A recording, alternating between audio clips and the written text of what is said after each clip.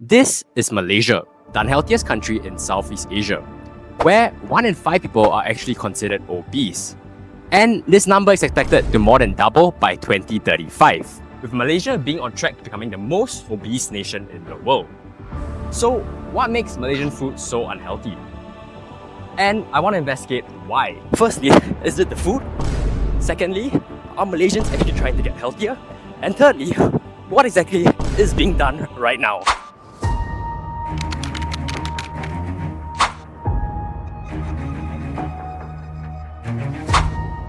Custom without stopping. So today we will use the second link Tuas checkpoint to enter Singapore.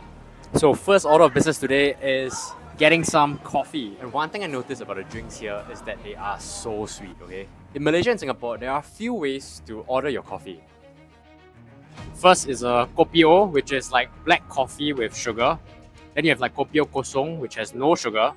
Then you have like kopi O siu dai, which is black coffee with less sugar. Then you have kopi O ka dai, which is black coffee with extra sugar.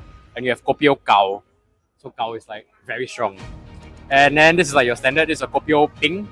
So when I was young, I always thought like ping, right, means like no sugar. But kopi O ping actually says ping is ice. It's not zero. So this is actually a sugar. If you want no sugar, you order kopi O kosong ping. So that's like iced black coffee. This is sweetened iced black coffee. Sweet. They have like white sugar inside. This is the standard. I don't want to get a katai because like katai is like extra sugar. And I don't think I can handle that because I'm watching my calories a little bit even though I'm doing this video. But yeah, just for demonstration purposes, that's what we're having today. Next off, we went to the gym before lunch because we really needed to burn those calories that we've been eating. And even though we didn't even have much, we just had the coffee, that is already a bunch of calories. So we're trying out this new gym. It's called Cowboy Fitness and Studio.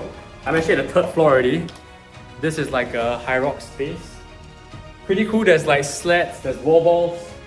Although I don't really like doing high rocks nowadays, but we might check this place out at the end of it. We're gonna go down, do some weights and cardio. How's it? It's alright. It's alright. I think it's pretty good actually. Better than the AF here.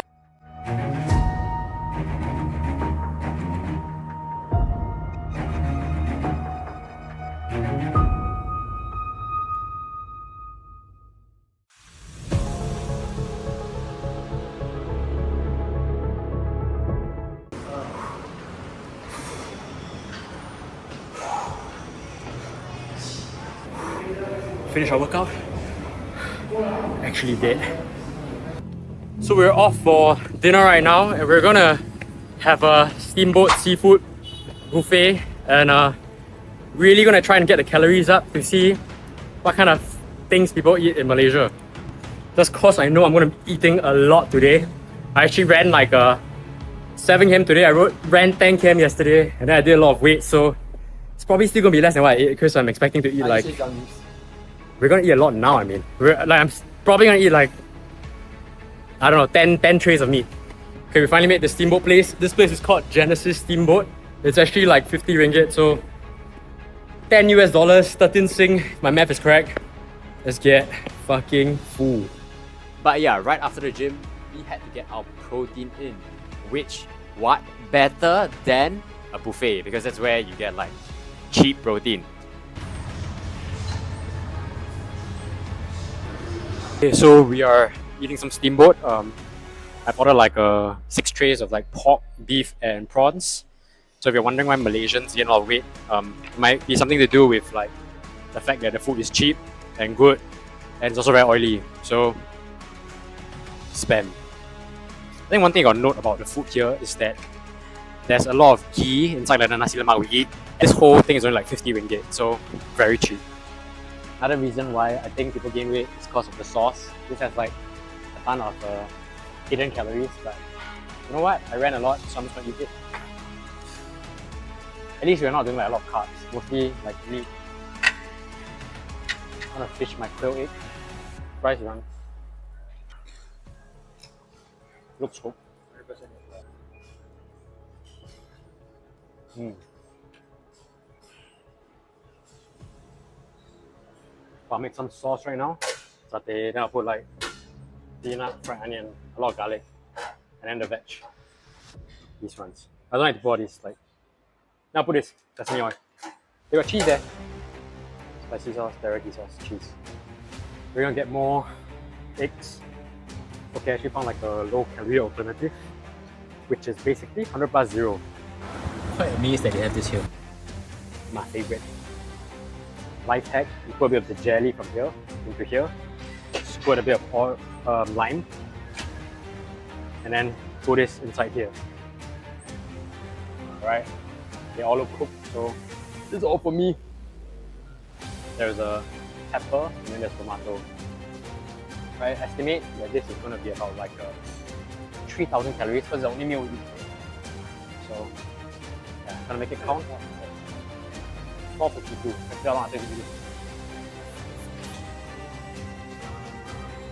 You put the jelly. I feel like getting a big bowl of garlic and just dumping it. I like my soup garlicky.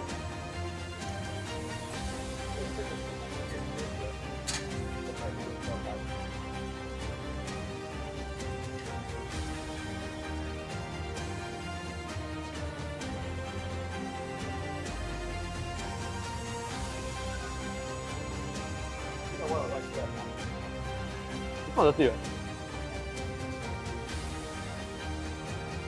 5 minutes. I'm gonna go probably 18 plates, you'll see. Honestly, after you do that, we are quite small. So it's probably not a lot.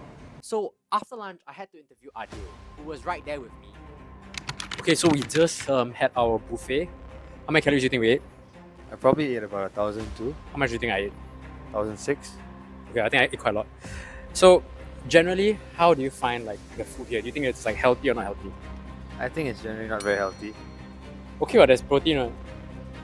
Yeah, if you go to a buffet, but in general, you don't really see a lot of protein. What is not healthy about it? You need to be more specific.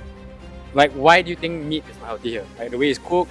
I don't think it's a matter of meat, it's just how they serve the meat. Like for instance, nasi lemak, it has a lot of calories around it because the rice already has a lot of calories, and then there's the chili, and then chicken and rice. So, yeah. But specifically here, it's just meat, right? You're cooking in a steamboat.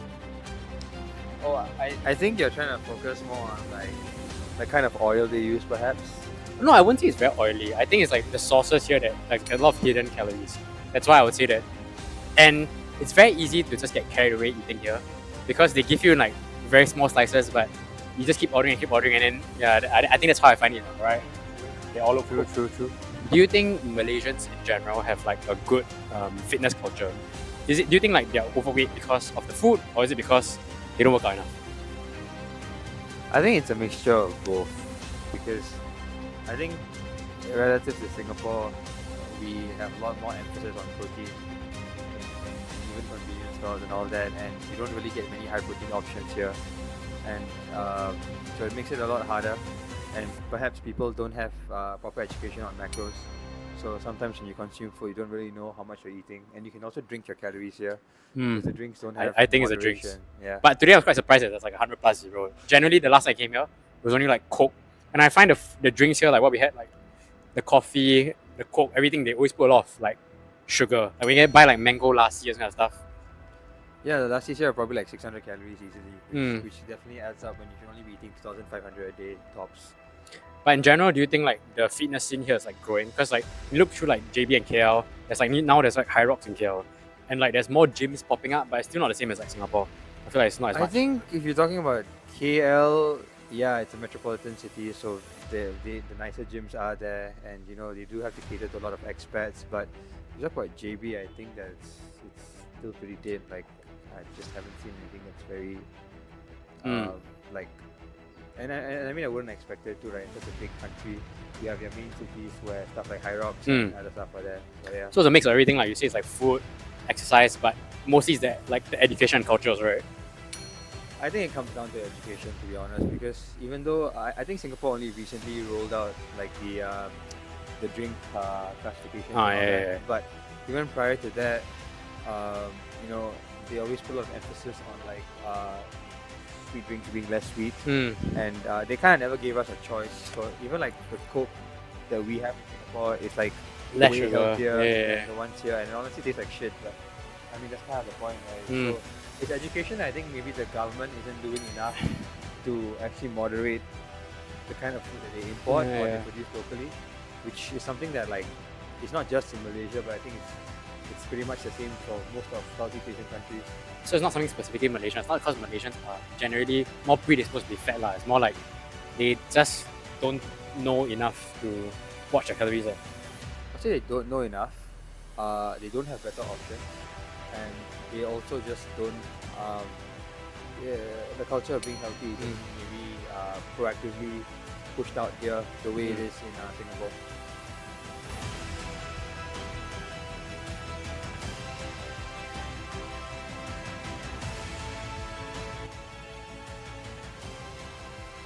So I bought the burger as well as this wok on fire, which is like sizzling chicken mushroom. And I want to bring back the burger for like supper. So we're gonna try this. Apparently it's a best seller. It's like mian. I don't know where you're from, but like mian is like a Singaporean dish with like specific type of noodles.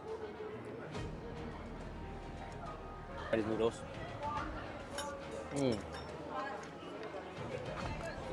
Pretty normal. I think it tastes quite healthy actually. But I think the burger later is probably not so healthy because I got a beef rendang burger. But this looks pretty healthy.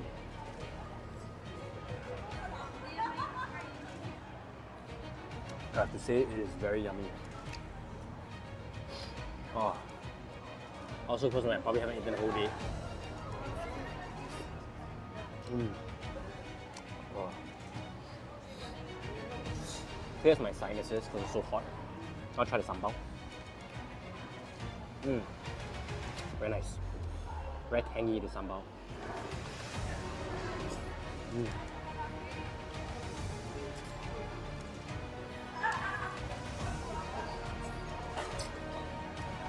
It's like not anything to write home about. It's like not super amazing, but it's pretty good.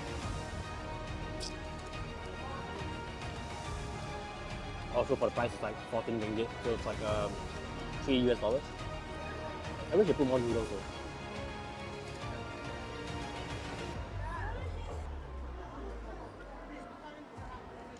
By 2040, over 3.1 million Malaysian children are projected to be living with obesity. You might be thinking to yourself that the main culprit would be McDonald's, KFC, or the major other global fast food chains. But 72% of all F&B outlets in Malaysia are actually independent operators. It's really the way local food is prepared and portioned. I found a few good ones. One of it is called like Mr. Beard Burger. And this one is a new one that I've tried, but it's also pretty good. So what I want to note is that a lot of people think that obesity and fat-related diseases come because of like global fast food brands coming into Malaysia, like McDonald's or KFC. But they actually do have a lot of local franchises like Ramly, Mr. Beard Burger, that all, you know, serve really delicious food, but they're also pretty sinful. You can tell that they're local also because of the local twists they put on it. Like they have nasi lemak burger, they have rendang burger, and these aren't flavors you normally find conventionally in global fast food chains. Well, they did put a cucumber inside and a few pieces of lettuce, so I guess that's healthy. But I kid you not, this is one of the best burgers we had.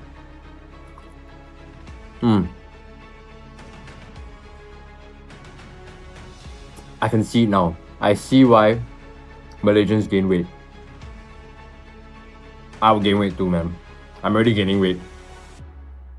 While walking by on our way back to the hotel, I also walked along the famous Jalan Olor Street in Kuala Lumpur.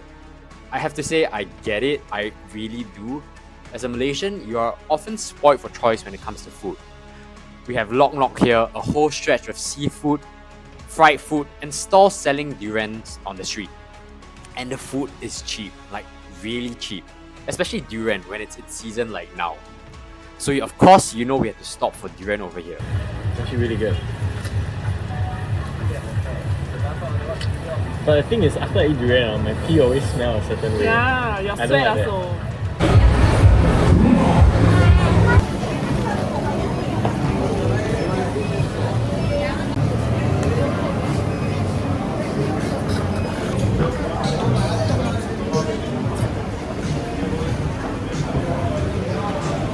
From what I understand with talking to Adil is that I don't believe this issue of unhealthiness is something genetic, but rather a cultural phenomenon. And that by taking steps to build this culture of fitness, some Malaysians are changing the stereotype. Hearing these stories reiterates that yes, working out is hard, but the community can make it easier. There's this old Chinese proverb: if you want to run fast, run alone. But if you want to run far, run in a group. Or something like that. As always, if you like this sort of video, do remember to like, share, and subscribe, and I'll see you guys next time. Bye.